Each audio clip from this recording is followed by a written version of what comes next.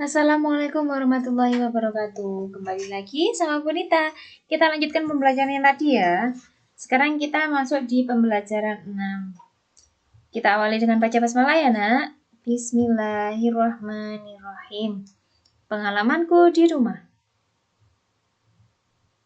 Yang akan kita pelajari pada PB ini yaitu pertama, bahasa Indonesia mencermati ungkapan permintaan maaf dan menolong ya melalui teks tentang budaya santun sebagai gambaran sikap hidup rukun dalam kemajemukan masyarakat.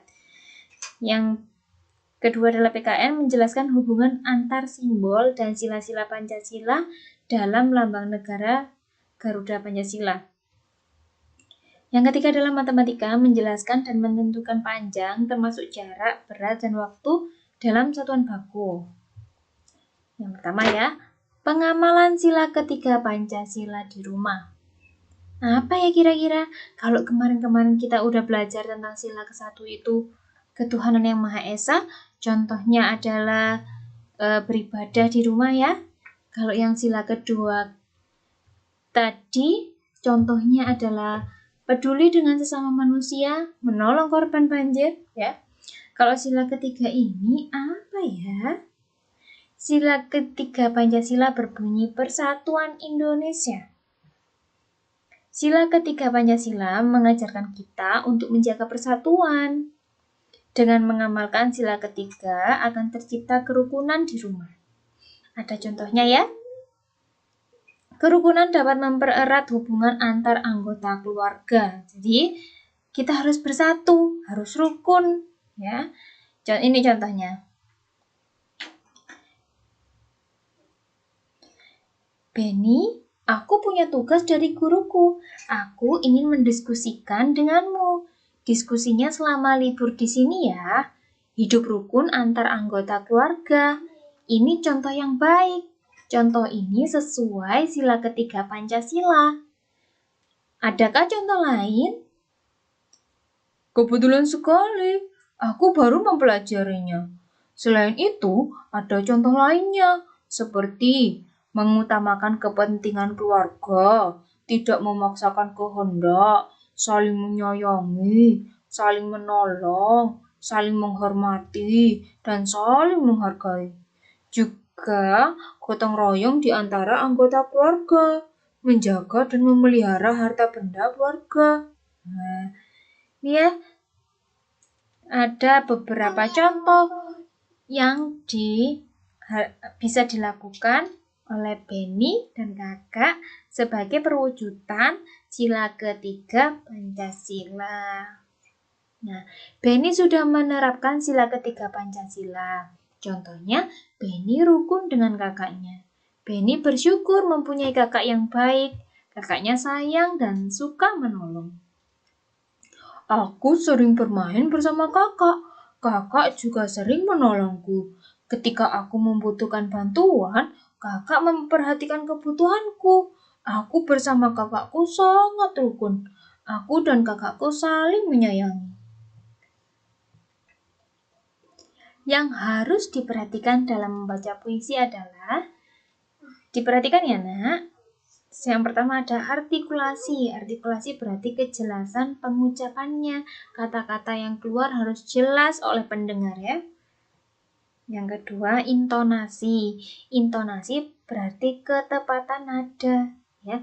Sesuai sama kata yang diucapkan itu, setiap titiknya misalkan itu nadanya pas. Ekspresi berarti raut wajahnya. Kalau puisinya tentang kegembiraan berarti harus wajahnya dengan gembira. Begitu juga kalau puisinya sedih berarti raut wajahnya juga sedih. Nah, sepupu Benny membaca puisi tentang hujan. Dengarkan dengan seksama. Coba diperhatikan ya. Hujan. Hujan. Hujan di mana-mana. Di jalan, di halaman, semua basah. Hujan. Hujan tak henti-henti. Hujan lebat sekali. Hujan. Hujan bukan kepalang. Di sana dan di sini air tergenang. Hujan-hujan belum berhenti. Hujan-hujan sepanjang hari. Nah, dari puisi di atas, baca kata-kata berikut, kemudian kita tentukan ya, apa artinya atau maknanya dari kata-kata itu. Basah. Basah adalah, ya, pinter, mengandung air. Kalau lebat, deras juga banyak.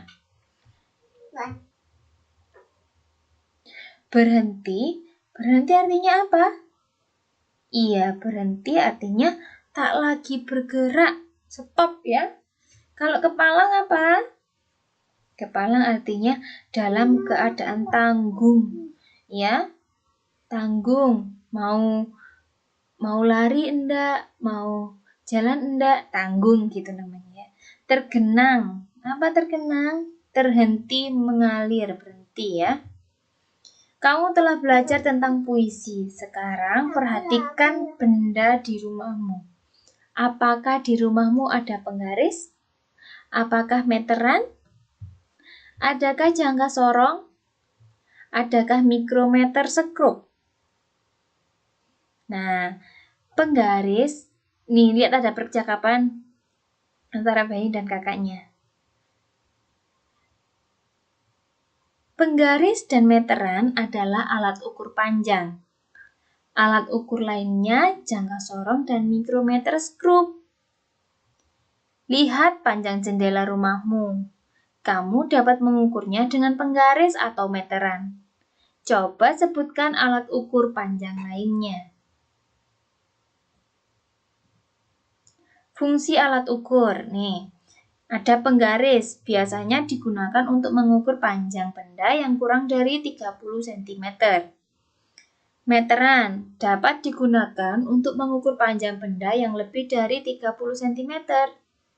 Jangka sorong dapat digunakan untuk mengukur panjang garis tengah atau kedalaman benda berbentuk bulat atau lingkaran.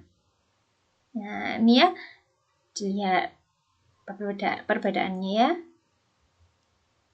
Nah, sekarang kita coba mengerjakan ini. Gambar nomor 1 itu gambar apa, nak?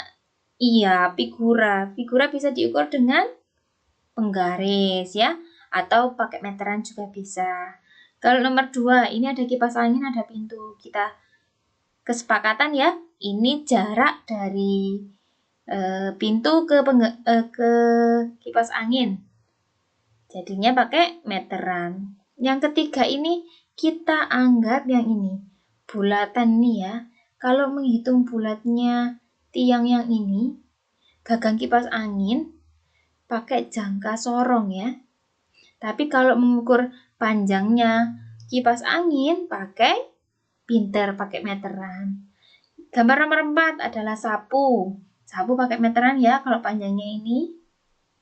Nomor 5 ada pintu. Pintu diukur pakai meteran. 6 jendela pakai meteran. Juga bisa pakai pinter, penggaris. Nomor 7 adalah kotak kado ya, atau kotak sepatu. Bisa menggunakan penggaris. Nomor 8, gambar pagar ya. Pagar boleh menggunakan meteran. Nah, alhamdulillahirrabbilalamin. Kita sudah selesai belajarnya anak-anak. Tetap semangat anak-anak soleh-solehah. Semoga Allah memberikan kemudahan untuk kita dalam menuntut ilmu. Kita tutup dengan doa penutup majelis ya. Subhanakallahumma wa bihamdika asyhadu an la ilaha illa anta astaghfiruka wa atubu ilaik. Sampai ketemu di pembelajaran selanjutnya, nak.